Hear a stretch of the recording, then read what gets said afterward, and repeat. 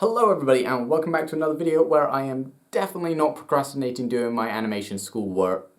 So I might end up splitting this video into two halves. The lighting also is absolutely horrible. I've got this great eyeshadow going on because of the fact that I don't have my little clip-on light thing that illuminates my face. So I wanted to talk about two things, so I might end up splitting this video in half, we'll see.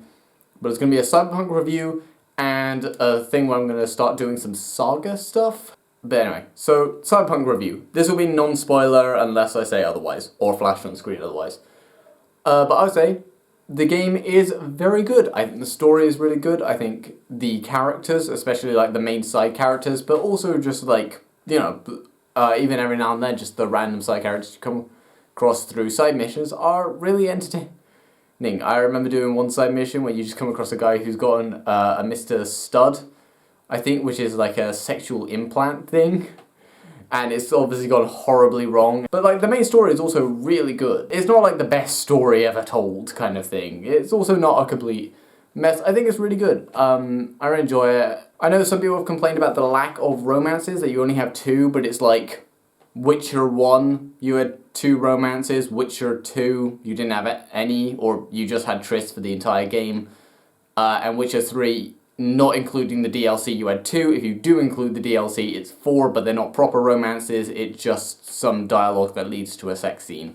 And if those other 2 from the DLC of The Witcher 3 count, then technically that means that there's like 15 romance options in the first Witcher game, because you could sleep with pretty much any woman you wanted in that game. This game is buggy. I think CD Projekt Red have a difficulty when they try switching to something new.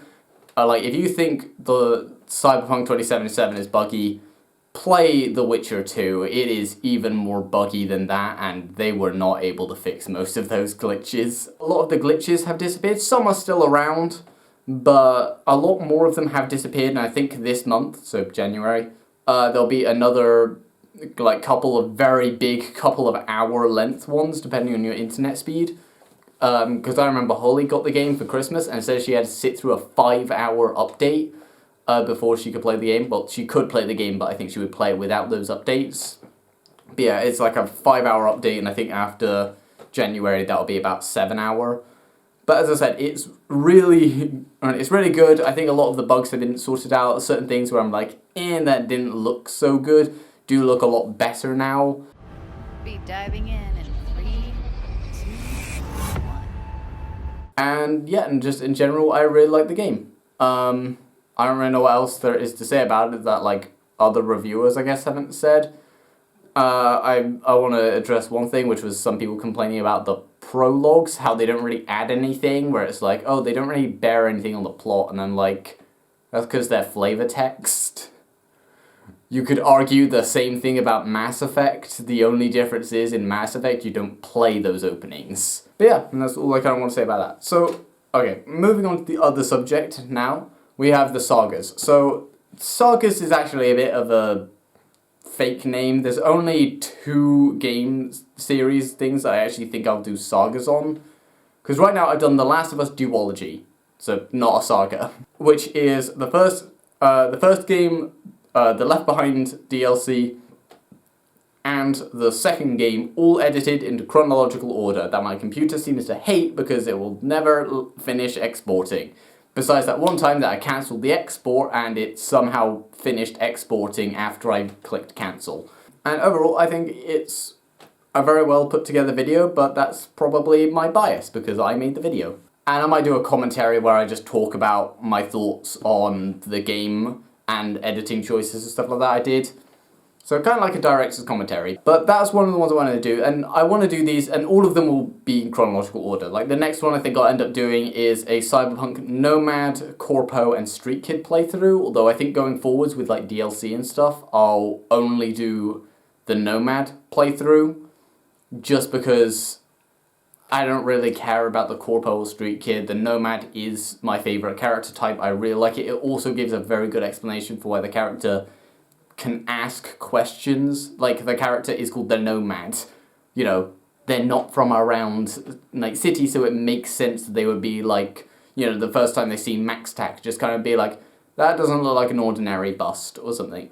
The one after that would likely be the Laura Shepard trilogy, or more specifically, the original Mass Effect trilogy, although I'll wait for the remaster to come out and see what that's like before deciding if I'm going to use the original game or the remaster. Because the original game I can probably get some mods and I can do on PC. If the remaster doesn't look as good as I hope, but I kind of can't see how they would mess it up. But I'm hoping that that is something that looks good and it should work out, and I'll probably then just use that. Likely it'll be on a New Game Plus thing, and then I'll have a little teaser probably to Mass Effect Andromeda, and then when the next Mass Effect game that they're talking about, or have done a teaser trailer of, when that comes out, probably so like 2025 or something, when that comes out, I will then do an actual saga which also includes Mass Effect Andromeda. But probably before that, I would then do a Witcher saga, which will be all 4 games, because there are 4 of them, not 3 of them, and edit that into chronological order. And I think anyone who has played those 4 games probably will think that is a lot to put in, because I think 2 of those games really rely on flashbacks as being a central part of the plot. Even The Witcher 3 does that with the Ciri flashbacks.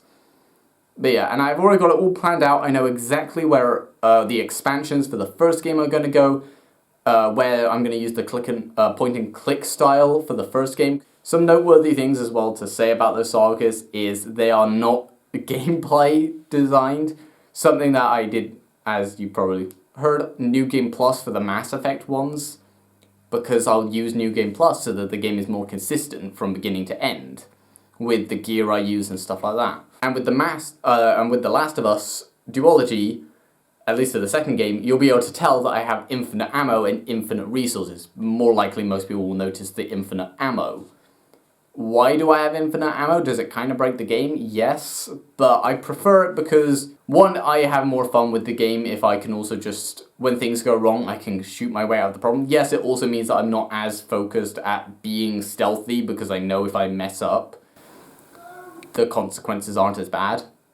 But still, I wanted to try and make sure that I use stealth as much as possible. I did things like trying to include Abby modifying her weapons, but never showing Ellie modify her weapons, because I felt like it would be something Abby would do and would know how to do, but Ellie probably wouldn't.